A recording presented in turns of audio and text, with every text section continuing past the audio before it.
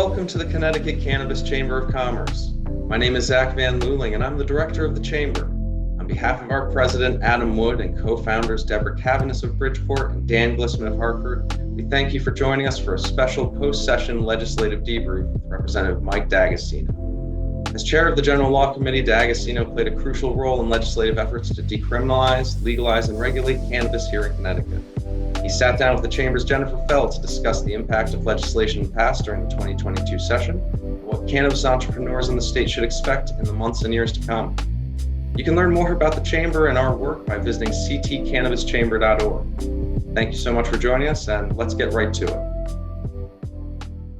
As co-chair of the General Law Committee, you were instrumental in efforts to decriminalize and later legalize adult use cannabis in Connecticut. Looking back now, what was the experience like, and what were your takeaways as a legislator from that process? This was a long process. We started working on adult use cannabis, I want to say maybe 3 years ago, and that's typical in Connecticut. Something this significant would take some time to get through the legislative process and get the support it needed. And I don't want to take credit, as you mentioned, as chair of the General Law Committee, but this because of the sort of multifaceted aspects of an adult use market, there were multiple pieces of the legislative machinery involved. Principally, the Judiciary Committee really handled the decriminalization aspect of it. They will handle all that, the penalties, et cetera, and what you do with people who have been previously incarcerated. That all went through the Judiciary Committee under the able leadership of Steve Staffstrom and Gary Halder-Winfield.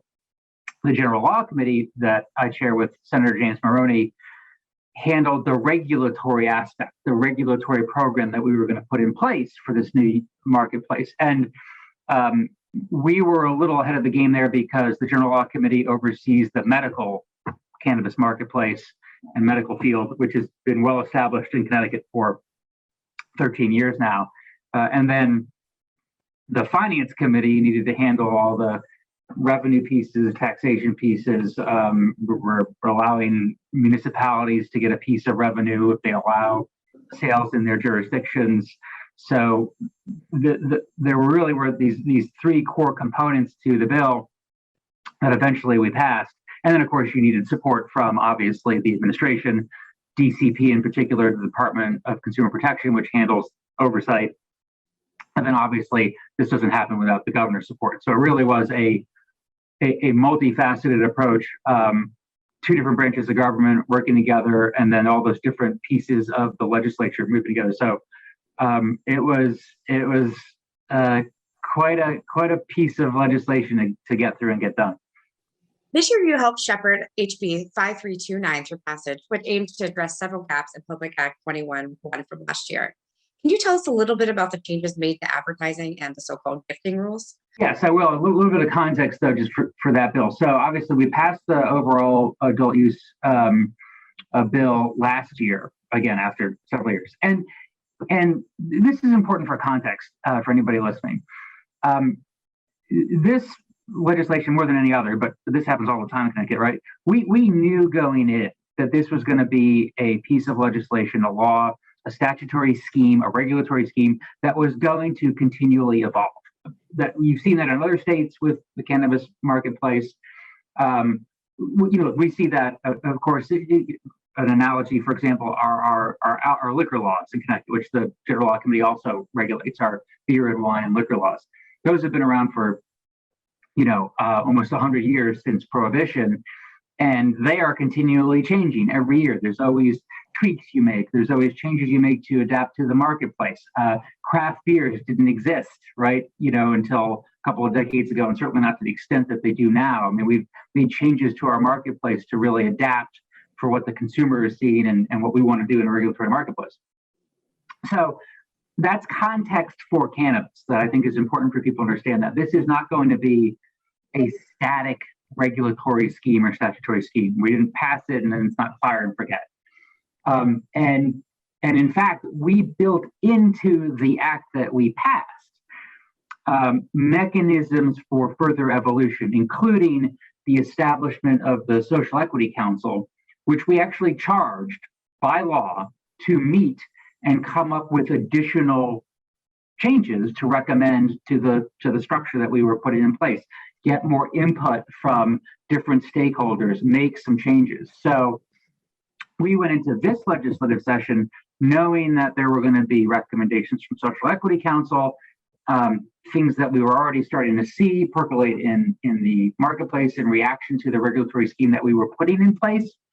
And that's what the bill this year really was I look at it sort of as a next step in that evolution. So that bill contained, and again, it changed from when it was first proposed to when it passed, but it changed, it included in it multiple pieces to address different concerns people had with how this marketplace was going to get established and evolve.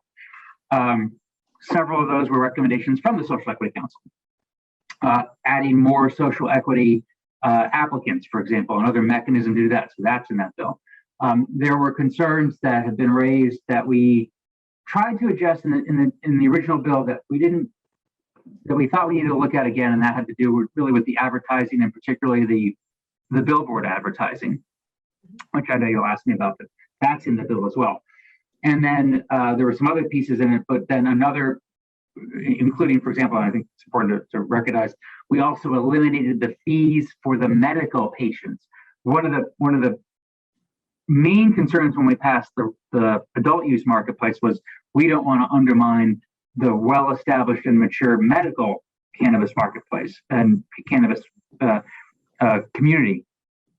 And one of the things we've always heard, we've tried to deal with the last several years, is that they're not covered by insurance and they have to pay all these fees for renewal and their license and their card. We got rid of all of those this year. That was very important to members of the committee. And then lastly, what we had seen was these independent bazaars popping up, if you will, where people were frankly trying to take advantage of the fact that we decriminalized, and it's certainly very legal for you to give cannabis to your mother, father, friend. You can give it away. It's legal. It's like giving away a cigarette or a beer. I mean, obviously I don't do cigarettes, but this is a regulated product, right? Right. And we spent a lot of time, 3+ years, establishing a regulated marketplace for this drug. So it can be consumed safely, so it can be regulated, so it can track seed to sale. So if there's ever an issue, we can go back and find out what the batch was that had an issue. And we wanted to incentivize towns so they could let these businesses grow, and entrepreneurs could establish businesses and be part of this economy and grow it. And these bazaars were a way around all of that. It was a setup where people would go in, and in return for getting a gift of cannabis, you paid an entry fee, or you went to a particular vendor's booth and you bought a T-shirt for $20. Then for your $20 T-shirt, you got some cannabis. It was a way to have a marketplace without calling it a marketplace, free of regulation, free of taxation, free of any revenue, free of any oversight. That's not the market we established. That's not the regulatory scheme we decided on, that the entire legislature decided on. We wanted the only way this passed was because it was going to be a heavily regulated environment. That may change 20 years from now, 5 years from now. We may say, you know what, that sort of thing where you go in and it's unregulated, you can just give it away. We may say that that's fine someday, but we're not there yet as a legislature, as a state. Mm-hmm. And so another piece of the bill was to close that loophole, to say you can't do that. You can still give it away. And I want to be really, really clear about this, Jennifer. If you play nothing else of this long-winded answer, it is that gifting is still and will always be legal. Gifting between two people in a bona fide social relationship without any kind of commercial activity or exchange is perfectly fine. You want to have a house party in your backyard and you want to give out some cannabis while you're there, again, within the legal regulated limits that we allow you to possess. God bless, give it away. But you can't set up a commercial exchange environment with different vendors coming in. That's a regulated structure, and that needs to be overseen by DCP, by the towns, approved, et cetera. So that was the loophole we closed. It's about guiding in our window of tolerance, our safety. That's a great phrase, window of tolerance. What is the window of tolerance in the state of Connecticut? This state, acting through the legislature and the governor, was not ready for the sort of wild, wild west you see in California, right? Just not. We wanted something more akin to a structured environment like you're seeing in a much more mature environment in Colorado, for example, and some other places. And that's what it took for 3 years, 3 tries to get it over the line, right? I mean, if we had said, no, just go ahead and give it away and grow whatever you want, and people can just give it away, never would have passed. Never would have passed. Maybe we'll get there 5 years from now, and people see how the environment has evolved and how it's. Remember, this is early days of a new, heavily regulated, but it is a drug, and so and people take it recreationally, people take it medicinally, but alcohol is still heavily regulated 100 years later. That's the structure. Less media attention has been paid to the social equity provisions of the bill. What do the changes around equity joint ventures mean for social equity eligible entrepreneurs? Yeah, we added a couple of more of those licenses, a couple more avenues for those particular licenses through the changes that SEC, Social Equity Council, recommended in this bill, and that's really important. I think we want to make sure that there's opportunities for as many people as possible to get into this new economy. But at the same time, we're still, I just ask people to be patient because we're really trying to balance, right? I mean, you can't just let everybody start growing or everybody start selling. We need to figure out what the regulated marketplace can can withstand. And we don't want to oversupply and we don't want to undersupply. So there's going to be some growing pains. We're still figuring this out. Hopefully we'll have sales up by the end of the year. And then maybe we come back next year and we say, you know what? We think that there's room for 15 more licenses for people to be distributors or social equity growers, or one of my favorite licenses, which I think we need to have a ton more of, is the micro-cultivator. Let somebody grow a small amount. You could literally do it in kind of a home office type setting. Again, it's regulated. You have to send everything out for testing, but you grow a particular strain or strand that this type of medical patient likes and uses, and maybe the larger growers aren't growing that strand anymore, or not enough of it, or it's not as potent as the one you're growing that the medical patients really like. I mean, I think there's a real opportunity on the micro cultivator license that I'd like to see expanded maybe next year. Other bills related to cannabis were proposed this year and didn't make it to a floor vote. From your perspective, what remaining gaps in the law still need to be addressed looking forward? Well, again, it's it really is hard to predict. I mean, I think we need to see how the market evolves, how the regulatory structure evolves, and that'll I couldn't have predicted, for example, the bazaars, right? That was something that just happened, and we had to react to that. I would say that we're really interested in seeing how we can fold in our hemp farmers into the regulatory environment. I know they want to just grow and sell.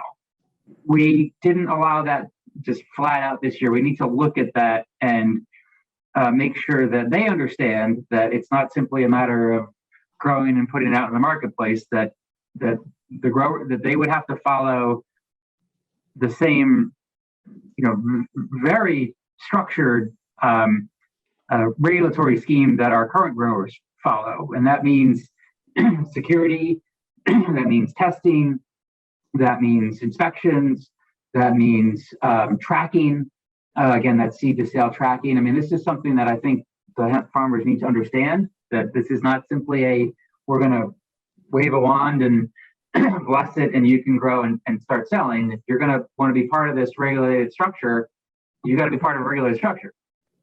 Same time, we need to figure out how much supply we need from them. So this is all a conversation to have with DCP, with Department of Agriculture, with the hemp farmers, and figure out how we can best fold them into this new environment as well. That's probably the next big thing that we need to tackle. So that kind of folds right into my next question. So does the General Law Committee have any plans or draft bills for 2023 in the works already? No, nothing drafted yet. I think more just concepts that we're exploring. Like I said, hemp is definitely one.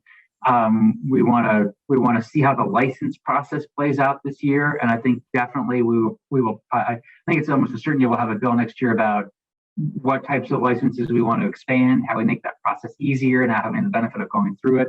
But we don't have anything actually drafted yet. It's more conceptual, and the concepts will continue to evolve through the year in discussions with stakeholders, and then probably the beginning of next year, which is start of the long session, we'll start putting pen to paper.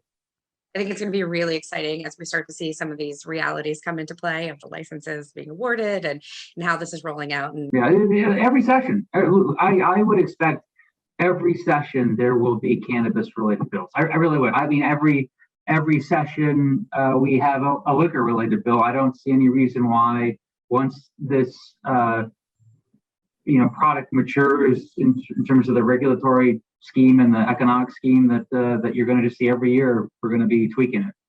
So is there anything else that you would like to share with our members in the industry? And I'm going to roll this into the question I always ask everybody when I interview. So what are the top 3 things that you really think entrepreneurs should be thinking about? I think the big thing is don't get frustrated. Be patient. People have been waiting a long time to get in this market. It's going to take time for it to evolve. This isn't, there's going to be only a handful of licenses awarded, and people are going to say, oh, see, it only goes to these people and the big players, and there's just no chance for little guys. That's not true. There's going to be opportunities. It's just going to take time for us to figure out how best to maximize them for all these entrepreneurs. And creating different types of licenses and maybe expanding the ones that we have, some of the smaller ones. Don't get frustrated. Be patient. This is called the land of steady habits for a reason. Things move slowly from a regulatory structure and scheme and legislative scheme in Connecticut. They just do. And I realize people are champing at the bit to get going on this, but they just got to be patient with it. We still got to get sales online. We got to figure out what the market can handle, and then we'll expand, and we're gonna have more opportunities. It just may not come for you in the next few months, but in the next year or two, the more and more opportunities are going to be there. They will be. Patience. That's certainly something we hear over and over again from each different angle of the industry, and so I really thank you for reiterating that. I think it's so important in this very new and very complex market that people. Yeah, I mean, again, the liquor industry has been evolving for almost 100 years since Prohibition, right? And it still is. And again, I go back to the craft brew industry, in Connecticut, which is $1 billion industry in this state alone, wow. Right? I mean, you would never have predicted that 20, 30 years ago, right? It's just taken time to get there. To get to the thriving craft brew market that we have now. I don't think it's going to take 20 or 30 years for cannabis, but it's going to take a few years. It is. So just be patient. Representative, thank you for taking the time to speak with us today and about the important work that you and the General Assembly are doing to help foster a safe, fair, and equitable adult use cannabis industry here in Connecticut. But we covered a lot. I would say just people have any questions, they can feel free to reach out to me. I hope you'll pass along my contact information. Okay. We're always happy to take input from stakeholders, no matter who they are. So please feel free to contact my office, and let me know what you're thinking, what you're seeing out there, particularly as we come online. Thank you so much for your time with this. Anytime. We should do this again next year, and just each year, because there's just going to be a lot of this. There's going to be a lot. Yeah. For sure. All right. Well, thank you very much. Thank you. Take care.